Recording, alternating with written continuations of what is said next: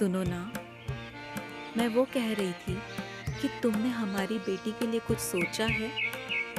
अगले साल वो 5 साल की हो जाएगी। हमें उसे अच्छे स्कूल में नाम लिखवा देना चाहिए। बच्चे की पढ़ाई बहुत ज़रूरी है। हाँ सविता, मैं जानता हूँ रोहित की पढ़ाई भी बढ़ रही है और अब नीति का स्कूल भी शुरू होगा। मैं चाहता हूँ कि हमारे दोनों बच्चे अच्छे स्कूल में पढ़ें ताकि वो हमारी तरह तंगी न झेलें। लेकिन फीस बहुत ज़्यादा है। हमारे खर्चे वैसे ही पूरे नहीं हो पाते। मुझे डर लगता है कि कहीं हम बच्चों को उतना अच्छा भविष्य न दे पाए जितना हम सोच रहे हैं। हाँ, तुम सही कह रही हो। अच्छा, मैं देखता हूँ क्या कर सकता हूँ। कोशिश करूंगा कि बच्चों को अच्छी पढ़ाई मिले। कस्बे के एक छोटे से मोहल्ले में अरुण अपनी पत्नी सविता और 2 बच्चों रोहित और नीति के साथ रहता था। अरुण एक निजी कंपनी में क्लर्क था। तनख्वाह बस इतनी थी कि घर का गुजारा मुश्किल से चलता। एक दिन गली में विक्रम आया। सूट बूट पहने, हाथ में फाइलें लिए, वह लोगों को समझा रहा था। जिंदगी अनिश्चित है भाई, लेकिन लाइफ इंश्योरेंस आपके परिवार को सुरक्षा देता है। अरुण रुककर ध्यान से सुनने लगा। विक्रम ने उसे समझाया कि छोटी सी प्रीमियम से भविष्य सुरक्षित हो सकता है। अरुण ने विक्रम की सारी बातें बहुत ध्यान से सुनी। वह यह समझ चुका था कि बीमा लेना परिवार के भविष्य के लिए जरूरी है। घर लौटकर वह चुपचाप बिस्तर पर बैठ गया। सविता रसोई से बाहर आई और हैरानी से बोली,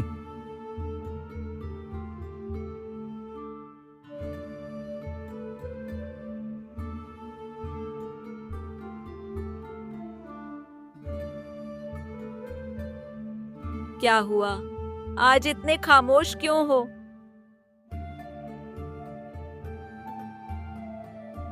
बस सोच रहा हूं, अगर कभी मेरे साथ कुछ अनहोनी हो गई तो तुम्हारा और बच्चों का क्या होगा। नौकरी की तनख्वाह से तो किसी तरह दिन गुजरते हैं, लेकिन भविष्य। अरे, तुम ऐसी बातें क्यों सोचते हो? भगवान न करे कि तुम्हें कभी कुछ हो। तुम्हारे रहते हम सबको कोई चिंता नहीं। सविता, जिंदगी अनिश्चित है। कौन जाने कल क्या हो जाए। मैं बस चाहता हूं कि तुम्हें और बच्चों को कभी असुरक्षित महसूस ना हो। सविता, आज मैं हूं तो तुम्हें शायद मेरी बातों की अहमियत महसूस नहीं हो रही, पर अगर मैं कल न रहा तो लोग तुम्हें चैन से जीने नहीं देंगे। तुम्हें हर छोटी बड़ी जरूरत के लिए दूसरों के सामने हाथ फैलाना पड़ेगा। पाई पाई की मोहताज हो जाओगी और इन मासूम बच्चों को कौन देखेगा। तुम अकेली क्या क्या करोगी। बस अब और मत कहो। भगवान न करे कि तुम्हारे बिना हमें एक पल भी रहना पड़े। तुम ही हमारी ताकत हो, हमारी दुनिया हो। तुम्हारे बिना हम अधूरे हैं। इसीलिए मैं चाहता हूं कि अगर मेरे साथ कभी कुछ हो भी जाए तो तुम्हें और बच्चों को किसी के सामने झुकना न पड़े।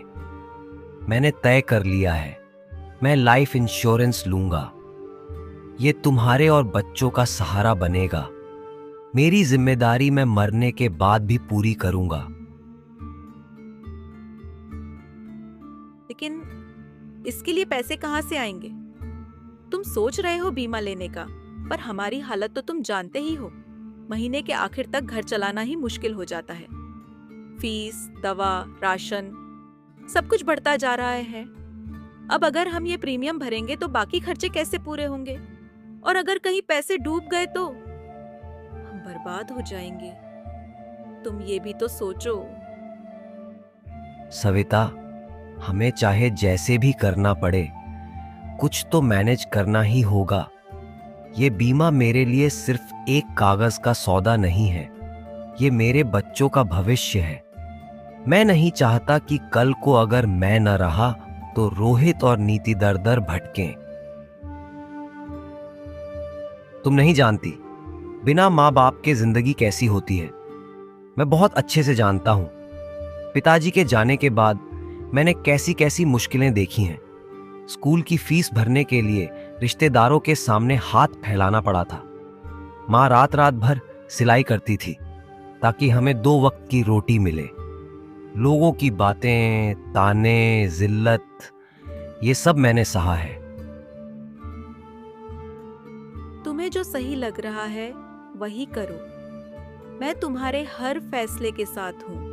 अगर तुम्हें लगता है कि लाइफ इंश्योरेंस लेने से हमारे बच्चों का भविष्य सुरक्षित हो जाएगा और तुम्हारे मन को शांति मिलेगी, तो तुम ये बीमा ले लो। अगली सुबह सूरज की हल्की किरणें आंगन में फैल रही थीं। अरुण सुबह सुबह विक्रम के घर की ओर चल पड़ा। विक्रम अपने कमरे में बैठा कुछ कागज देख रहा था। दरवाजे पर दस्तक हुई। क्या मैं अंदर आ सकता हूं?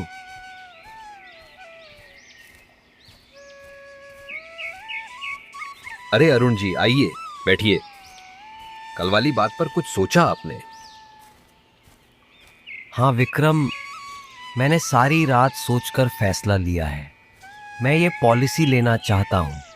मेरे लिए ये सिर्फ कागज नहीं, मेरे बच्चों का भविष्य है। लेकिन अरुण जी, ये हर महीने का बोझ होगा। आपकी आमदनी का मैं अंदाजा लगा चुका हूं। कमरे में एक भारी सा सन्नाटा छाया था। विक्रम अरुण के शब्दों का इंतजार कर रहा था। हाँ, हमें पैसों की दिक्कत तो होगी, लेकिन मेरे बच्चों का भविष्य संवारना भी तो मेरी ही जिम्मेदारी है। मैं नहीं चाहता कि कल को वो किसी के सामने हाथ फैलाए या किसी ताने का बोझ उठाए। आप मेरे लिए पॉलिसी खुलवा दीजिए विक्रम जी। ठीक है अरुण जी, अगर आपने मन बना लिया है तो ये फॉर्म भर दीजिए। ये पॉलिसी आपके परिवार को सुरक्षा देगी, लेकिन याद रखिए, समय पर प्रीमियम भरना होगा। अब ये पॉलिसी आपके परिवार के नाम दर्ज हो चुकी है। आप निश्चिंत रहिए, ये एक मजबूत सहारा है। अच्छा ठीक है विक्रम जी, अब मैं चलता हूँ। मुझे काम पर भी जाना है। बहुत बहुत धन्यवाद आपका। आपकी वजह से मेरे मन से एक बड़ा बोझ उतर गया है। अरुण जी, धन्यवाद की कोई जरूरत नहीं। आपने बहुत सही फैसला लिया है। यकीन मानिए, ये कदम आपके परिवार की जिंदगी बदल देगा। अरुण को पॉलिसी लिए हुए पूरे 3 साल बीत चुके थे। इन 3 सालों में उसने हर महीने प्रीमियम भरा, चाहे कितनी भी मुश्किल क्यों ना आई हो। अरुण हमेशा की तरह सुबह दफ्तर जाने के लिए निकला। सड़क पर हल्की ठंडी हवा बह रही थी। भीड़ भाड़ कम थी और अरुण मन ही मन सोच रहा था कि महीने का प्रीमियम भरने की तारीख नजदीक आ गई है। तभी सामने से कोई बाइक रोककर मुस्कुराता हुआ उसके पास आया। अरे अरुण जी, कैसी चल रही है जिंदगी?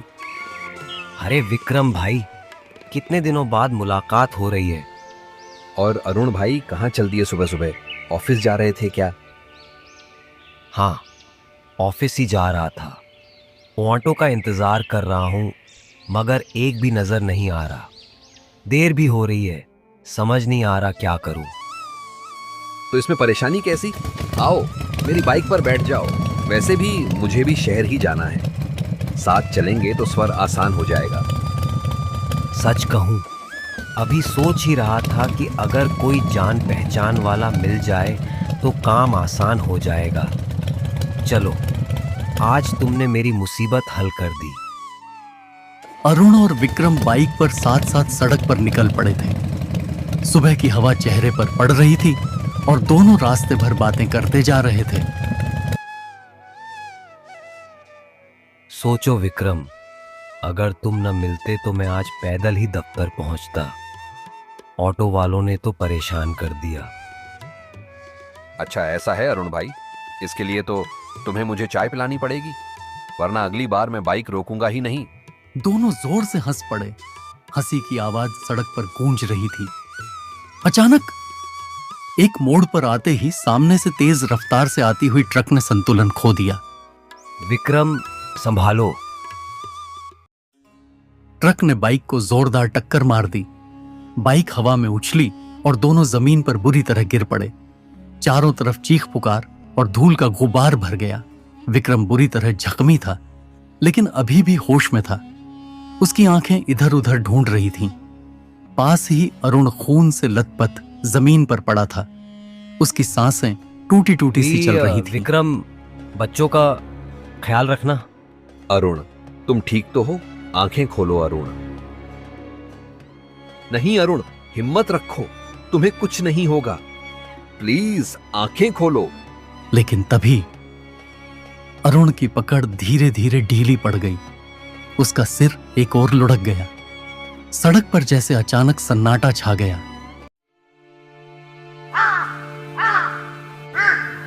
अरुण की मौत को कुछ ही दिन हुए थे। सविता अपने बच्चों के साथ गम और चिंता में डूबी थी। रोहित और नीति हर रात रो रो कर सो जाते। घर में अजीब सा सन्नाटा और उदासी थी। विक्रम, जो हादसे में बच तो गया था, मगर भीतर से टूटा हुआ था। हर पल उसके कानों में अरुण की आखिरी आवाज गूंजती। विक्रम, बच्चों का ख्याल रखना। एक दिन बीमा कंपनी का मैनेजर विक्रम को अपने ऑफिस बुलाता है। बड़ा सा केबिन, चमकते फर्श और सामने बैठे एक ठंडे चेहरे वाला अधिकारी। विक्रम जी, हमें हादसे की पूरी रिपोर्ट चाहिए। आप गवाह हैं, आप वही बयान देंगे जो कंपनी चाहती है।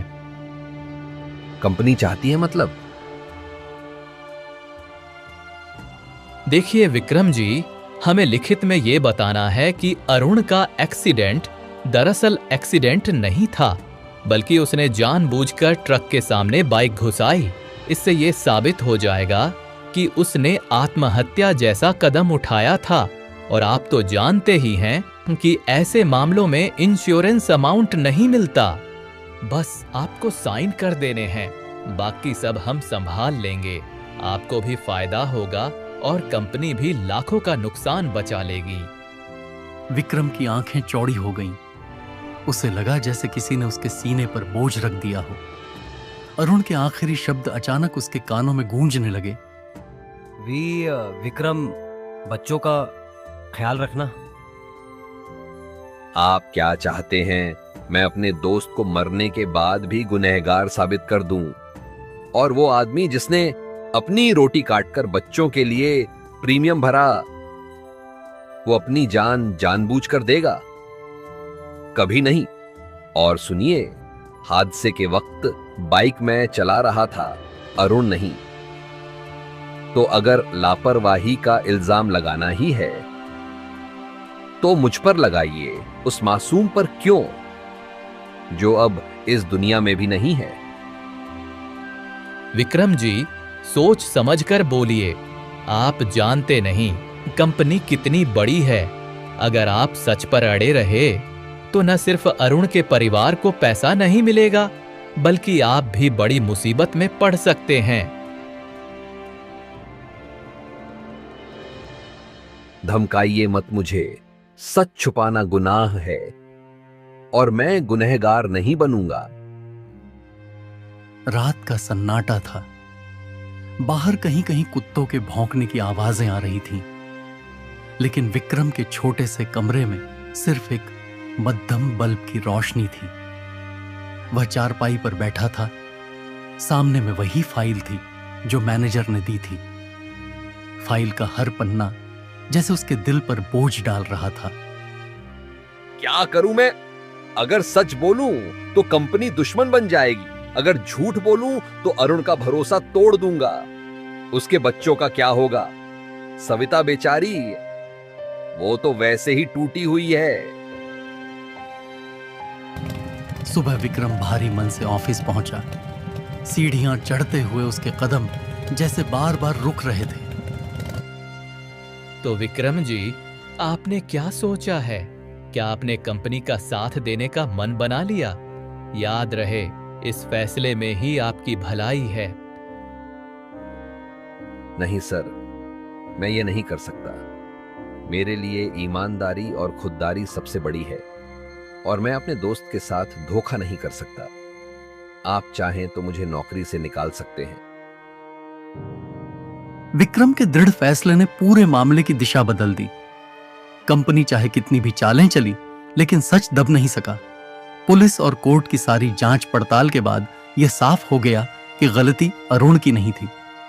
हादसा इसलिए हुआ क्योंकि ट्रक ड्राइवर लापरवाही से गाड़ी चला रहा था। अरुण की मौत एक दुर्घटना थी, आत्महत्या नहीं। बीमा कंपनी को मजबूर होकर अरुण की पत्नी और बच्चों को पूरी पॉलिसी राशि देनी पड़ी। अगले दिन विक्रम जैसे ही ऑफिस पहुंचा, पूरा स्टाफ उसे देख रहा था। कल तक जो लोग सोचते थे कि विक्रम तो नौकरी गंवा बैठेगा, आज वही लोग उसे आदर की नजरों से देख रहे थे। मैनेजर के कमरे का दरवाजा खुला। विक्रम अंदर गया। विक्रम, हमें तुम्हें निकालने का हक नहीं है। कंपनी ने तय किया है कि तुम्हें नौकरी पर रखा जाएगा। सर, मुझे अब यहां काम नहीं करना, जहां गरीब और लाचार लोगों का हक मारने के लिए बैठे हैं, जहां किसी परिवार का सहारा छीनने को ही काम समझा जाता है, जहां दया का नाम तक नहीं और लालच ही सबसे बड़ा धर्म है। अरुण चला गया, लेकिन उसने अपने बच्चों और पत्नी के लिए सोचा। उसके खून पसीने की कमाई से जो पॉलिसी भरी गई, उसकी भी कदर आपकी कंपनी को नहीं। मैं ऐसे इंसान का दोस्त हूं जिसने अपने परिवार के लिए अपनी भूख दबा ली, और मैं वैसी कंपनी का हिस्सा नहीं बन सकता जो उसके परिवार की रोटी छीनने पर तुली हो। कमरे में एकदम चुप्पी छा गई। मैनेजर के पास कहने को कोई शब्द नहीं बचे। उसकी झुकी नजरें मानो अपनी हार और शर्मिंदगी बयान कर रही थीं। विक्रम पलटा और बाहर निकल गया। गहरी सांस लेकर वह सीधा अरुण के घर की ओर चल पड़ा। सविता दरवाजे पर खड़ी थी। उसकी आंखें अब भी उदासी से घिरी थीं। विक्रम जी, आप? हाँ भाभी, मैं आपको यही बताने आया था कि मैं कुछ दिनों के लिए अपने गांव जा रहा हूं। दिल बहुत भारी हो गया है। थोड़ा सुकून शायद गांव की मिट्टी में मिलेगा। लेकिन आप बिल्कुल चिंता मत कीजिएगा।